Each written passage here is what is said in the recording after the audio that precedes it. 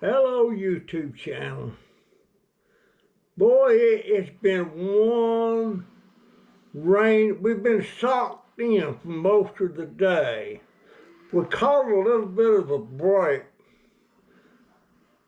So I hopped on my scooter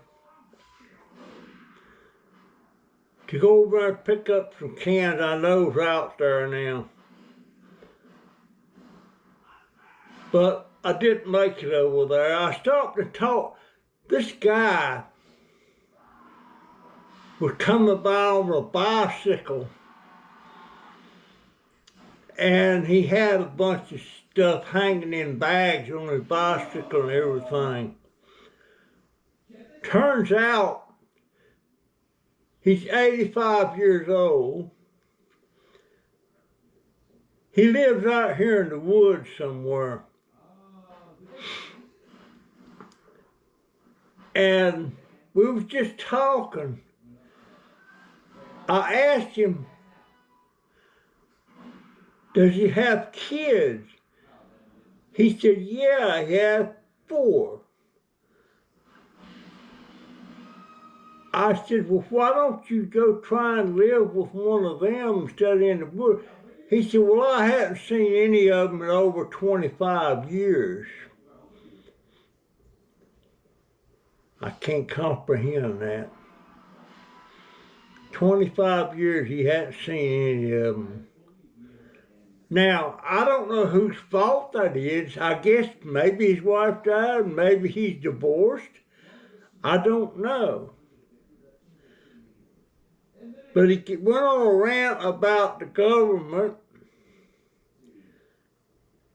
and every price of everything, and he hadn't worked a job in over 20 years. He panhandles.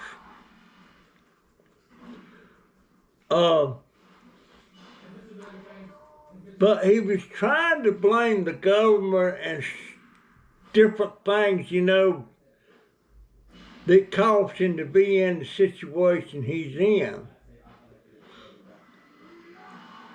I would expect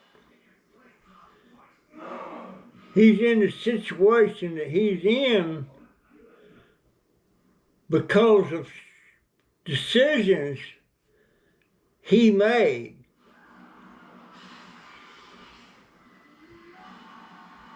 I mean, I'm in a bad situation, but didn't nobody put me in this situation but me because of decisions I made.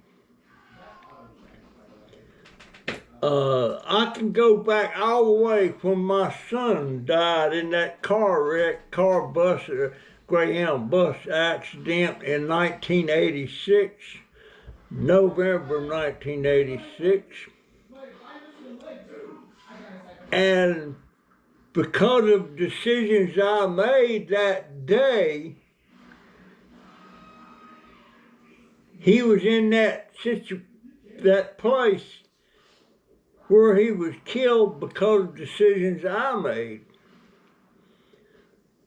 So I can't blame that on anybody but me if you want to blame somebody. Now some people are going to say, well, it was just his time to go.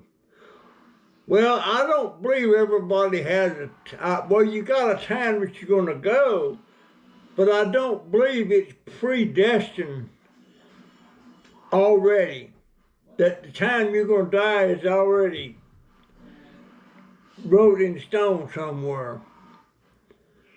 I don't believe that.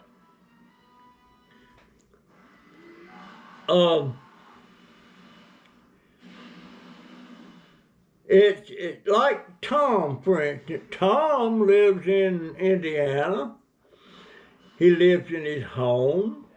I assume he's a lot more comfortable financially and everything than I am. But Tom made right decisions. he got a job at Bell Telephone, working for the telephone company, and he worked that job for 32 years, and I expect he got a pension from that. I'm not sure, but he made decisions to keep that job, do that job. Me, I had a job at a couple of factories that I could have kept over the years and probably had a pension. But I made a decision that I didn't want to work for somebody else. I wanted a business. And that's the path I took. A couple of my businesses were successful, somewhat. But every time I got a successful business, I got tired of it and I sold it. I sold 2 businesses like that, and they're still going today. So, it's just decisions that you make has an effect on your life. I can't believe he's never seen his children for 25 years. I've never had an empty nest. When my wife died, my daughter was living with us, and 3 of my grandsons were living. So had no empty nest. Didn't want no empty nest. People would say, how do you stand there? I stand it because I like it. I don't want no empty nest. I'd be up the creek if I didn't have them here with me. And Tom, his daughter lives in another city. I don't know if he's got any other kids. I intend on asking him about it. And whether he lives alone or not. He could have remarried, I don't know. But I can't remarry, but start with, I can't afford it. Now, if my house hadn't got vandalized, what year was that? About 2009. I would probably still be living out there. It was paid for. And when they set it on fire one night, I thought, well, I'll be able to get insurance, collect insurance, but no, because my insurance policy had a clause in it, house must be occupied. So when they burned it down, I lost the whole thing. I didn't get nothing. But there again, when I got that insurance policy, I didn't bother to look at the clauses in it. But your life, it's all about decisions. You make them right or you make them wrong. Me, I made some wrong ones. I wish I'd have stayed at the factory, the last factory I worked in, and stayed there for 30 years or more. Would have had a pension. I wish I kept my butt in the Army. I did 6 years and got out because I didn't want to go to Vietnam.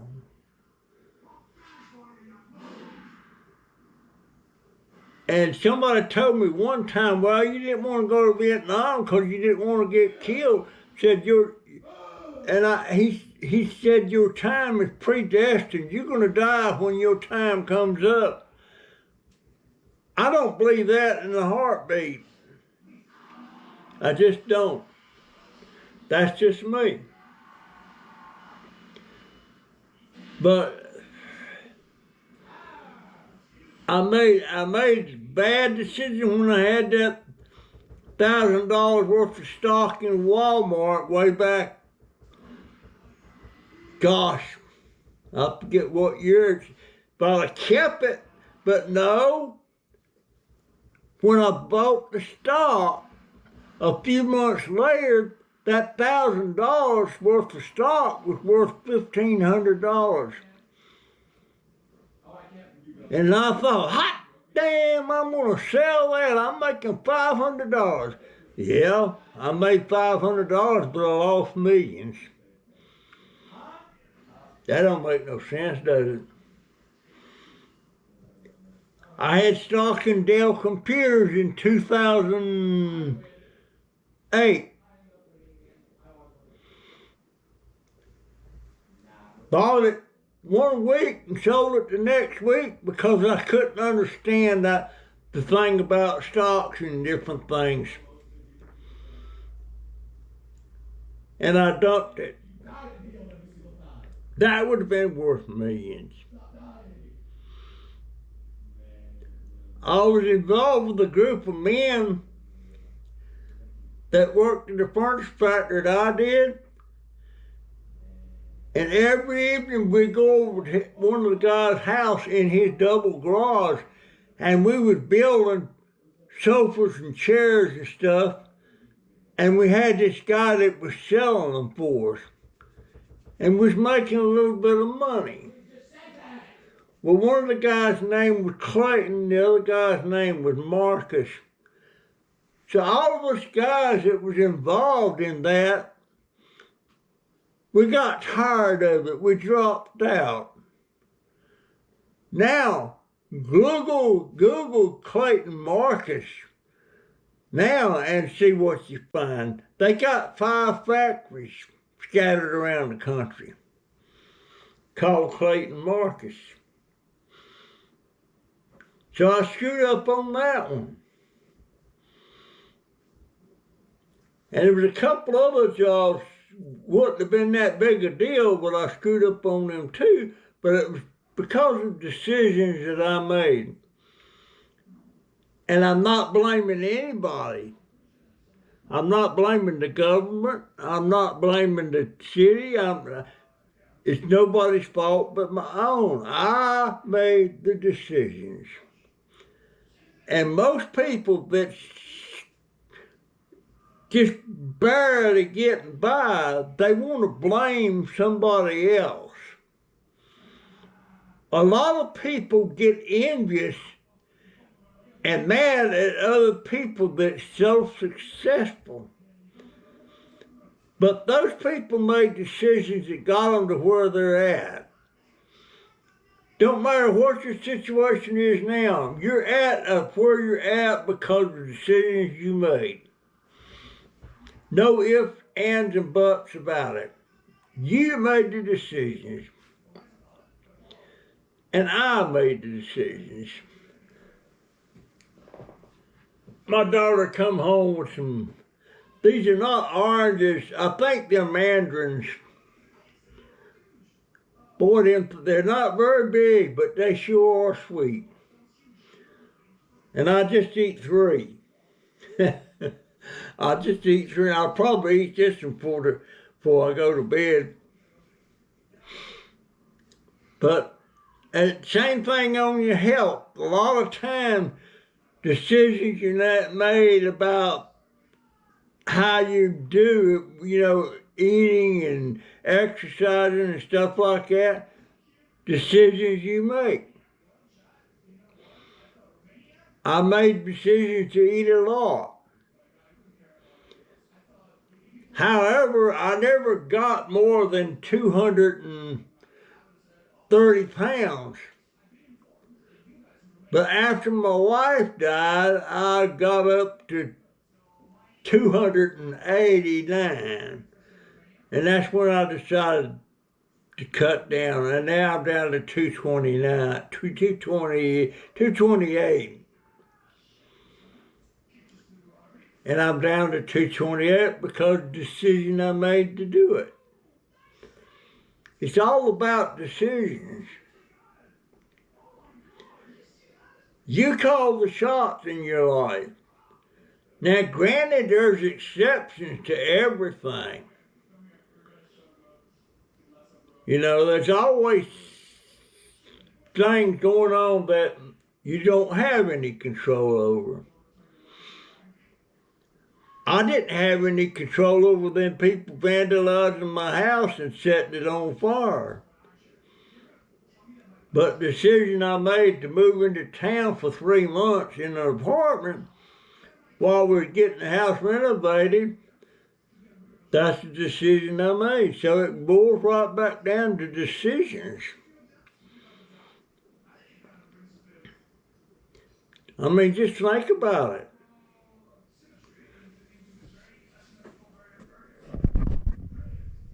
Oh, man. But I'm supposed to be getting a package today from Amazon. Tom sent me some other stuff. Sent me a bag of dog food for Bailey and sent me a little necklace and a little thing on it for my nitro pills and a whistle and more grits. I eat a lot of grits.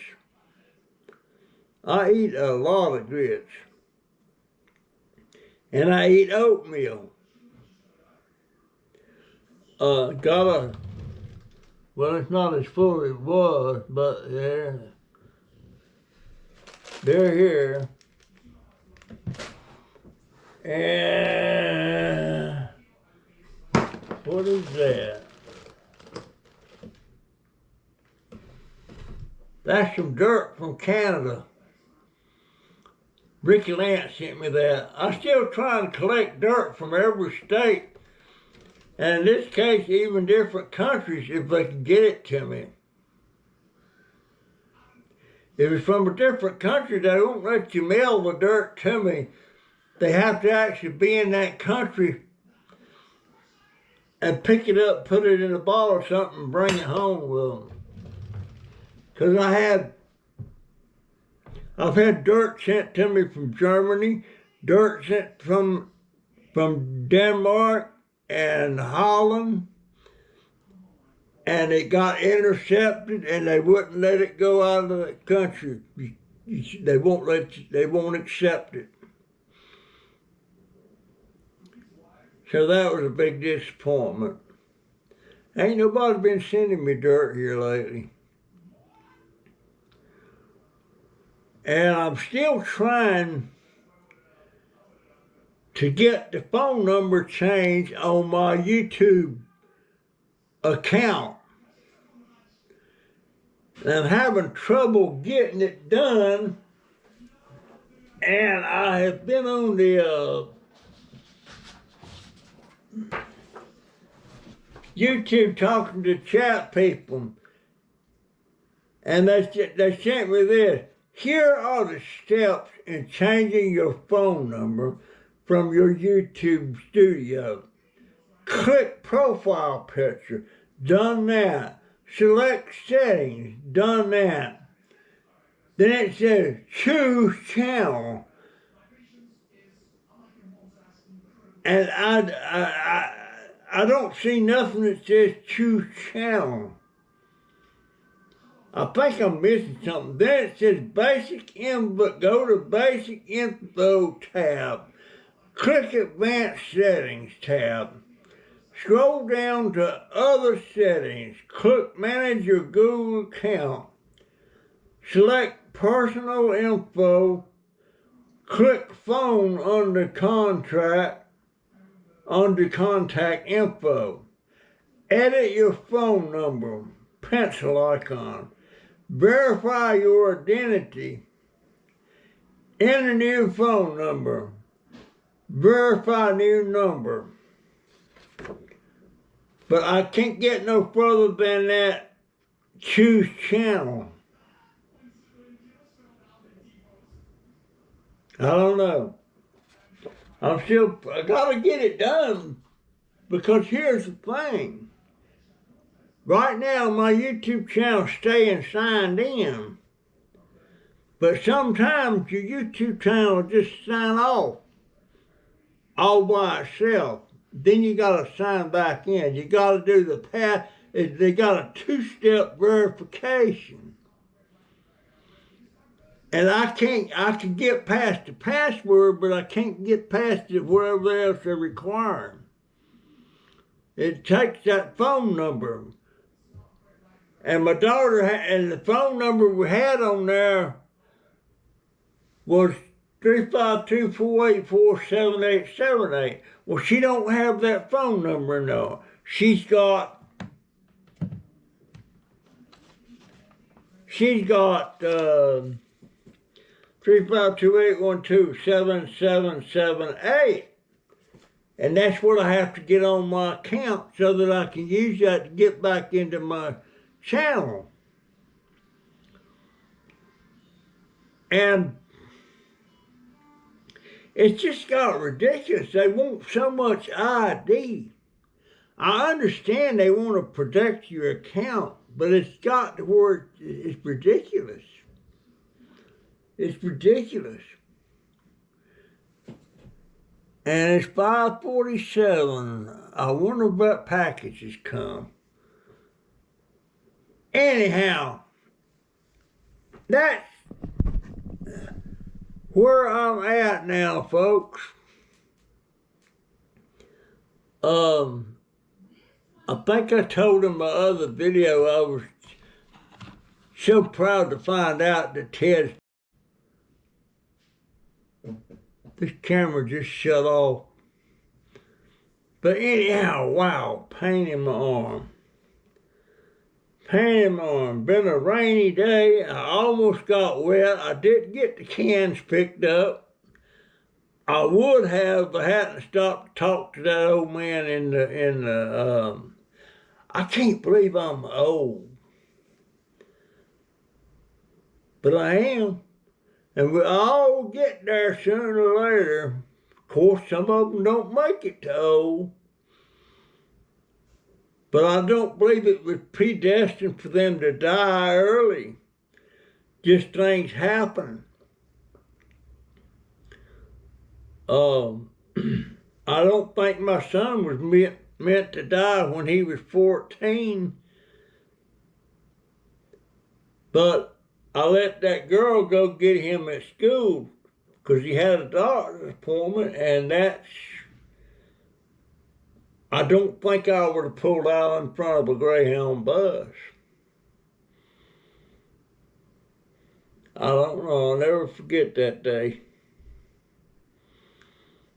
Never forget. I wonder if Ted's got a son. Since Ted is my age, I wonder if he's a veteran. I bet if he's a veteran, I bet he was drafted. I bet he was drafted. I wasn't drafted, I volunteered. If you're drafted, it's only for 2 years. If you volunteer, it's 3 years. I don't know why that is. But how about it, Ted? Were you drafted or were you a veteran? And I bet he was a high school graduate. Yep. We'll see if that's true or not. I'm not a high school graduate.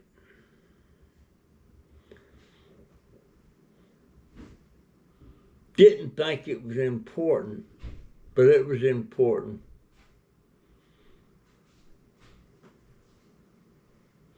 I left high school at 10th grade.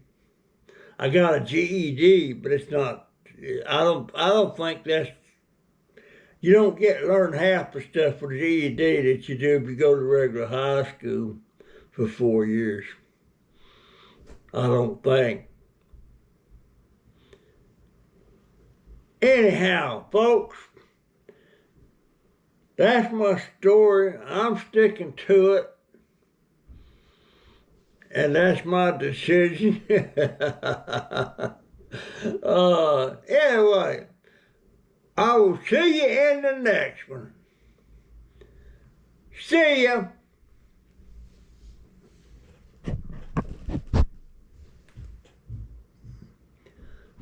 Oh, man. GoPro, stop recording. Hey Ted, I just went and checked the deck. The package just arrived. Just want to let you know. Thank you, sir. GoPro, stop recording.